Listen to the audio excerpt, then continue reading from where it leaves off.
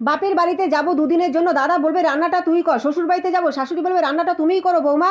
আমিও ভালোবেসে সবাইকে রান্না করে খাওয়াই। আজকের বায়না সর্ষে বেগুন, কড়াইতে তেল দিয়ে নুন আর হলুদ দিয়ে বেগুনটাকে 80% ভেজে তুলে নাও। ওই কড়াইয়ের মধ্যে আরও কিছুটা তেল দিয়ে তাতে কালো জিরা ফোড়ন দিয়ে কুচানো পেঁয়াজ দিয়ে ভেজে নাও বাদামি করে। এদিকে কালো সর্ষে, কাঁচা লঙ্কা, টমেটোর একটা পেস্ট বানিয়ে পেঁয়াজের মধ্যে দিয়ে নাড়াচাড়া করে নুন হলুদ দিয়ে 2 থেকে 3 মিনিট কষিয়ে গরম জল দিয়ে দাও।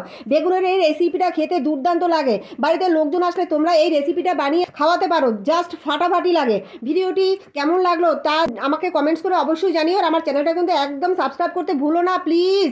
একটু সাবস্ক্রাইব করে দাও প্লিজ বন্ধু, আমি খুব কষ্ট পাই সাবস্ক্রাইব না করলে।